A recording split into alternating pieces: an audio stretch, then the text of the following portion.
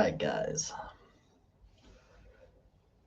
So I have thus far been focused on Donald Trump, and there's no end to the evil and tyranny and overreach of power.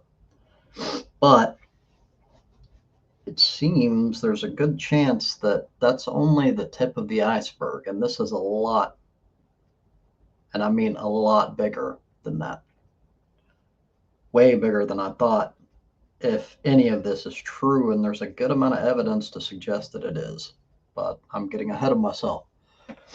So, I'm about to read an article, and it's entitled Silicon Valley Whistleblowers Warn Elon Musk Hijacking Republicans to Control Entire U.S. Government.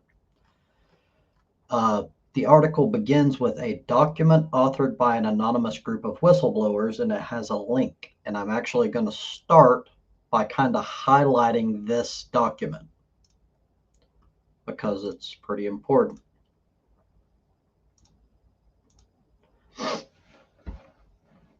I'm not going to read the whole thing. This is very long, but it goes into a great deal of detail. I'll at least cover the table of contents. There's history and present challenges. The takeover of the Office of Personnel Management.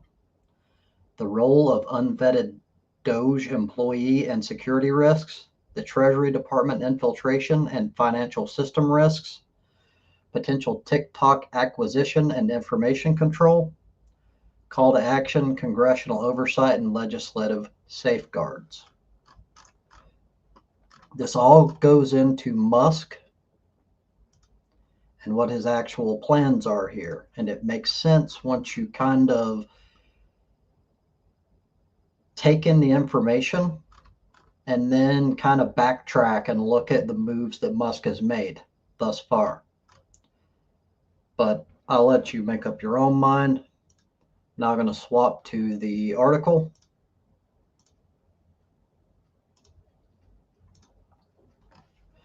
This was published 2 days ago on the 7th of February. A document authored by an anonymous group of whistleblowers accuses Elon Musk of attempting to spearhead a private hostile takeover of the U.S. government on behalf of an extremist anti-democracy philosophy known as the neo-reactionary movement by effectively hijacking the Republican Party.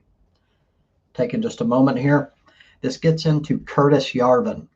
If you don't know who he is, you should. He's very important on the right. He's a very dangerous person. He's sort of a right-wing philosopher.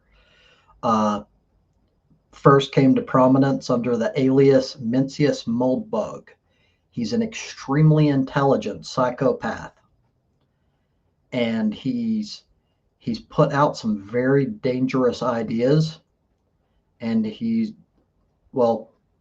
I suggest you look into him. I really don't want to make this a really, really long deal, but just a little prelude here.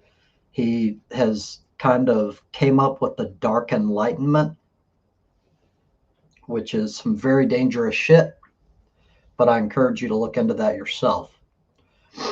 Continuing. The group, who are withholding their identity for fears of being targeted, includes former Silicon Valley and U.S. technology leaders. They describe themselves as former followers of the neo-reactionary movement, also known as the Dark Enlightenment, a burgeoning internet philosophy which seeks to abolish the drive for greater equality and the very existence of democracy itself. The extraordinary whistleblower memorandum was published on Friday, 7th of February, through Dave Troy, an American technologist and investigative journalist. The memo describes Elon Musk, the eponymous billionaire CEO of Tesla, now a U.S. government official in charge of the new Department of Government Efficiency, DOGE, as attempting to exploit his position in the Trump administration to exert unilateral control of the entire U.S. federal government. It says that this is happening at the expense of both Donald Trump and the Republican Party. Elon Musk's unchecked consolidation of power over government infrastructure, financial systems, AI governance, and digital media does not serve the interests of the Trump administration or the broader conservative movement, warns the memorandum. While some may view Musk as a useful instrument in dismantling the bureaucratic state, in reality, his actions demonstrate that he is not working for Trump or the Republican Party, but rather for his own power and the broader neo-reactionary agenda. The neo-reactionary movement traces back in particular to the online writings of Curtis Yarvin, a 51-year-old computer engineer who has received investments from billionaire technology investor Peter Thiel, who co-founded PayPal and set up the data behemoth and Pentagon contractor Palantir.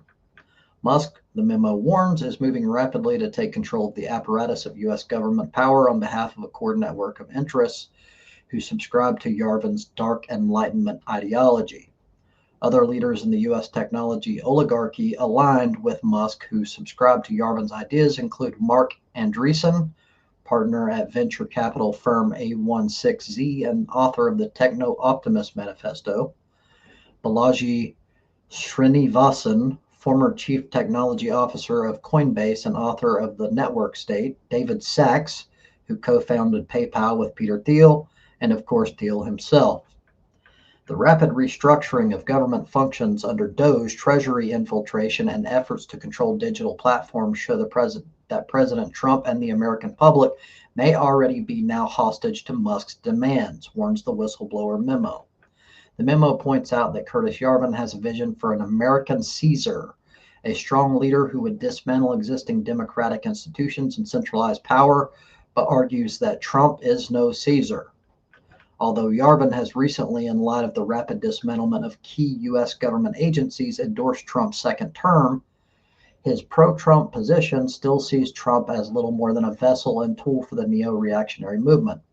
Caesar was an Olympian. Trump should be on Ozempic, Yarvin wrote. According to the memo, despite this open disdain for the president, Yarvin recognizes the president's utility, not as a leader, but as a tool. Yarvin even rejects the revolutionary impulse among the president's supporters. He derides January 6 as the last lame breath of mobocracy in America and scoffs at the idea that Trump's base, used car dealers, general contractors, small-town investment advisors, could ever rise up and install a new Trumpenreich. The memo reveals that Musk's actions fit alarmingly well with Yarvin's prescriptions for how a Trump administration can be exploited by the neo-reactionary movement to install a new faction of elitist Silicon Valley technocrats at the helm of a hollowed-out U.S. government. It highlights the following paragraph from Yarvin. In a world where voters elect Trump with a mandate to just take over the government, as completely as the Allies took over the government of Germany in 1945, he will probably screw it up anyway. Yet he doesn't have to screw it up. The only way to not screw it up for Donald Trump is to be the chairman of the board and delegate to a single executive ready to be the plenary CEO of America. The whistleblowers conclude the hollowing out of government, the privatization of state functions, and the centralization of decision-making in unelected corporate-backed figures, once abstract concepts in Yarvin's writings, who make a spectacle of the presidency, are now being tested at the highest levels of government. The memo proceeds to provide a detailed analysis and breakdown of the multiple lines of attack being pursued by Musk by taking over the Office of Personnel Management, OPM, the Treasury Department, unvetted DOGE employees, and even the potential acquisition of TikTok, the Chinese social media company. Musk's neo-reactionary influence is not theoretical, warn the whistleblowers. It is actively reshaping federal government in real time. The aggressive restructuring of key government agencies under his influence demonstrates a deliberate effort to consolidate power, centralize communication, and weaken institutional safeguards in favor of centralized control. Musk, the memo says, is breaching dozens of U.S. federal laws in an attempt to consolidate centralized control of America's information, financial, and political systems, simultaneously creating major systemic financial risks. The end goal of the movement is shocking, the memo notes. For instance, that the neo-reactionary movement advocates a form of techno-monarchism, where the CEO ruler uses data systems, artificial intelligence, and advanced algorithms to manage the state, monitor citizens, and implement policies. Yarvin's vision for society is chillingly explicit. He suggests that unproductive members of society should be dealt with through a humane alternative to genocide. one that removes undesirable elements from the public sphere without any of the moral stigma of mass murder. His proposed solution: a VR prison where individuals are waxed like a bee larva into a cell. The memo calls on all members of Congress and the Senate, whether Republican or Democrat, to take urgent action to face off what it describes as a frontal assault on the very foundations of American democracy being led by Elon Musk.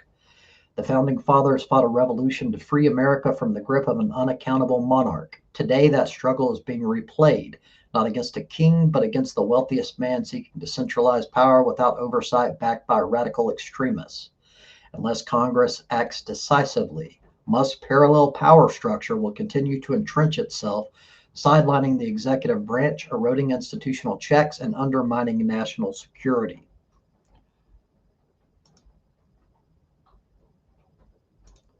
Of course, I'll share the link in the description.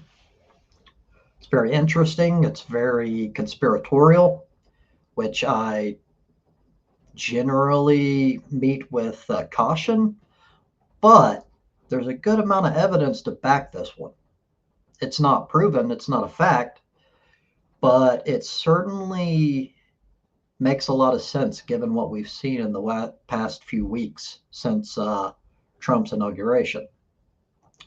So take what you will of it. Personally, I'm going to pay a whole lot more attention going forward, especially with the actions of Musk.